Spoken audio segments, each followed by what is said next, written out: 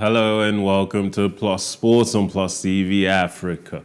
My name is Mikhail Tinubu. As your humble host, I am here to guide you through the world of sports news from around the world. And of course, as we often like to do, we choose to start right here at home in Nigeria as the NFF has finally come to a decision. On Tuesday, August 16th, the Nigeria Football Federation informed football stakeholders that the postponed annual General Congress would be held in Lagos on Thursday, August 18th.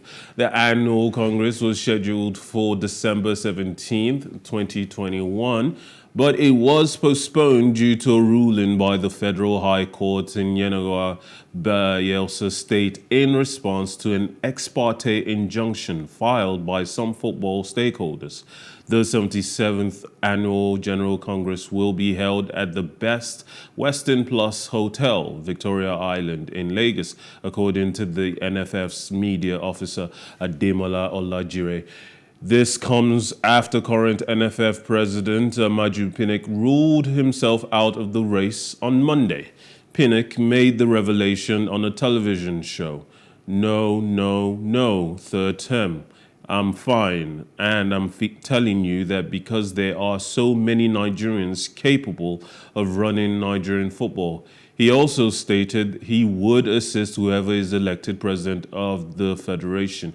Now, Maju Pinnick has over the years faced several criticisms about his handling of the federation.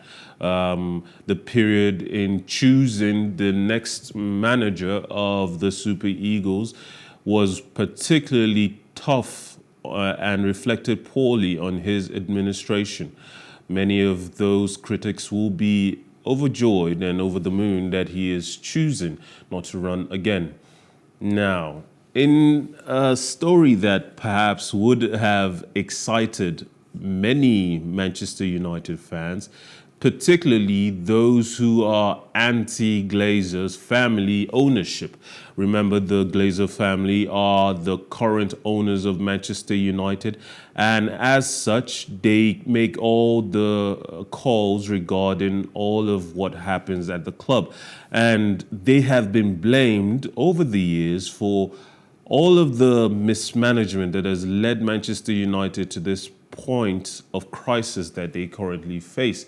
And as billionaire Elon Musk stated yesterday, he was joking when he said he was going to buy English football club Manchester United.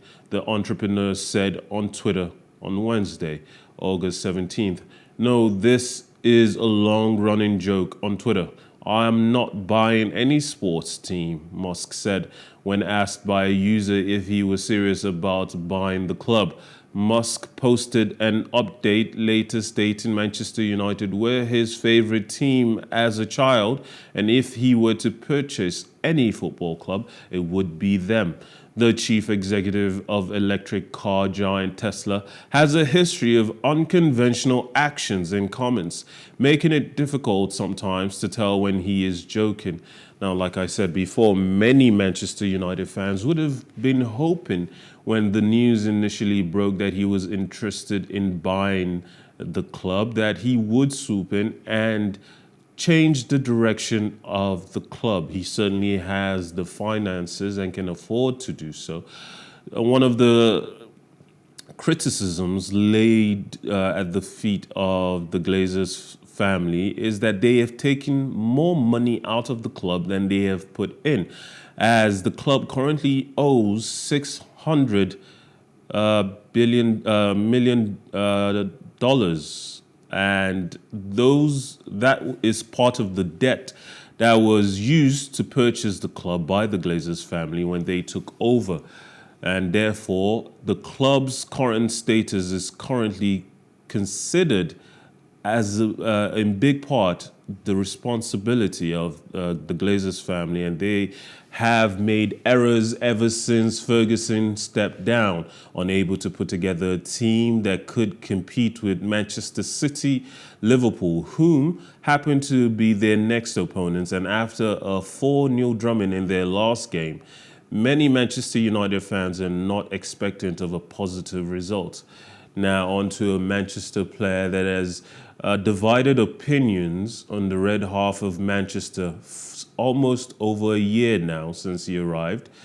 Cristiano Ronaldo. Speculation over his future is mounting following a disastrous start to the season for Manchester United, which has put them bottom of the Premier League with 2 losses. The Portuguese international has been at Old Trafford for less than a year and has another year on his contract, but rumours have swirled that he is looking to make a leap before the transfer window closes on September 1st. Manchester United crashed to a chastening 4-0 defeat by Brentford in the Premier League on Saturday, August 13th, their second loss in as many league games under new boss Erik ten Hag. The result left United bottom of the table as Dutchman ten Hag became the first manager since John Chapman in 1921 to lose his opening 2 games in charge of the club. Ten Hag has publicly said Ronaldo remains in his plans for the club, but local reports indicate the coach and top management are wrestling with the idea of letting him go. The 5-time Ballon d'Or winner has been linked to La Liga Atletico Madrid and Bundesliga champions Bayern Munich. Now, a lot of these clubs have turned down the opportunity to buy Ronaldo as a 37-year-old player, a forward no less. It might seem to them that spending as much money as it would take to pay his wages, and he is one of the highest paid footballers in the world, it doesn't suit their financial intentions from their clubs. Specifically in this recently post-COVID lockdown era of league football. It has to be said, though, that Gary Neville made it clear that he is worried that if Ronaldo were to leave, Manchester United may not make it past the bottom half of the Premier League table come the end of the season. And I, for one, would agree with that sentiment. See, this great player, this awesome striker, has been faced with all sorts of insults and denigration about his abilities and what he brings to the club and the team ever since he took over. It seems like for as many people who love the player, at least half of the Manchester United fan base were uncertain about his arrival, and at least a quarter felt throughout the season as he on numerous occasions was the one responsible for dragging the team back from the brink of losses and draws, and even carried them all the way to the first knockout stage of the Champions League. It seems he was always being considered as a reason for them doing so poorly, and recently it has come to light that a lot of the players in the locker room feel that Cristiano Ronaldo's attitude, his displeasure at the club's lack of signings, worthy signings, a lack of true ambition, and lack of discipline from the other players and appetite to succeed is making them, the players who aren't performing, his attitude is making them feel bad. Oh, wow. Now, FIFA's suspension of the All India Football Federation, AIFF, will push the sport into the dark ages in the country, officials said on Tuesday, August 16th. FIFA has suspended AIFF with immediate effect due to undue influence from third parties, World Football's governing body said on Monday, August 15th. The suspension also means that the Under-17 Women's World Cup, which was scheduled to take place in India from October 11th to 30th, cannot be held in the country as planned. India's highest court had disbanded the AIFF in May and appointed a 3-member committee to govern the sport, amend the AIFF's constitution and conduct elections that have been pending for 18 months. In response, however, FIFA and the Asian Football Confederation sent a team led by AFC General Secretary Windsor John to meet Indian football stakeholders and lay down a roadmap for the AIFF to amend its statutes by the end of July and subsequently conclude elections at the latest by September 15th. Earlier this month, the Indian court ordered elections to be held promptly and said the elected committee would be an interim body for a period of 3 months. The elections of the AIFF, formerly led by FIFA Council member Praful Patel, were to be held by December 20th, but were delayed due to an impasse over amendments to its constitution. According to FIFA statutes, member federations must be free from legal and political interference in their respective countries. FIFA has previously suspended other national associations over similar cases. Heavyweight world champion Alexander Usyk and challenger Anthony Joshua stepped into the ring for media training sessions on Tuesday, August 16th. Just days ahead of their highly anticipated rematch in Jeddah on Saturday, August 20th. Usyk beat Joshua in front of a sellout crowd at London's Tottenham Hotspur Stadium last September to take the WBA, WBO, IBF and IBO belts. The 32-year-old Briton, who now has a new trainer in American former super featherweight, world champion Robert Garcia, said he learned a lot from his first meeting with Usyk and predicted a knockout win on Saturday. The Ukrainian reigning champion, who was decked out in the blue and yellow colors of his national flag with the words "Colors of Freedom" emblazoned across his chest, said he was happy of a plan to allow the fight to be aired in Ukraine for free. I'm very pleased about that. Thank God for everything. We all worked hard on that, he said of the plan. Dubbed the Rage on the Red Sea, the fight will be hosted at Jeddah's King Abdullah Sports City Arena. Now, I, for one, can't wait to see what happens in that bout. Anthony Joshua has a chance to reclaim belts he lost to Usyk, but many people thought he would win the first meeting. He didn't.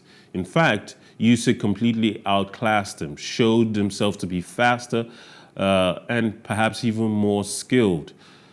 Joshua still seems capable. He is only recently lost to the Ukrainian, but if he can win his belts back, it will push him further down towards an end to his career where he is a reigning champion, as we've reported before, as news reports have carried.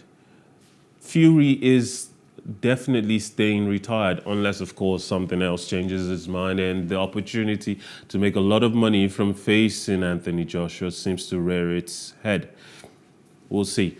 Now, in tennis, Nick Kyrgios quickly regained his composure after losing his temper during the 7-5, 6-4 win over Alejandro Davidovich Fokina on Tuesday, August 16th, to reach the second round of the Cincinnati Open, where he will face hard-hitting American Taylor Fritz. Kyrgios appeared in complete control when he crushed down an unreturnable serve to capture the first set and went up a break early in the second. But when the Spaniard leveled at 2-2, it caused the fiery Australian to launch a ball into the stands in a moment reminiscent of his third round win over Stefanos Tsitsipas at Wimbledon, where the Greek did the same thing and Kyrgios argued unsuccessfully that he should be defaulted for it. But Kyrgios quickly regained his cool, holding to love in the next game and sealing the victory with another massive serve to set up a meeting with his friend Fritz in the last tune-up event before the US Open, which begins on August 29th in New York. Fritz's powerful serving and aggressive returning resulted in a comprehensive 6-1, 6-1 victory over Argentine Sebastian Baez earlier in the day. Italy's Yannick Sinner, seeded 10th, came through a marathon match against Australia's Thanasi Kokonikasi to emerge with a 6-7-9, 6-4, 7-6-6 win to improve to 37-10 on the year. And that's all the time we unfortunately have on Plus Sports, on Plus TV Africa. My name, as always, is Mikhail Tinubu, as your humble host. I thank you for joining us on Plus TV Africa for all of the relevant sports news from around the world. Remember, life is never boring with some sports. Do have a wonderful day.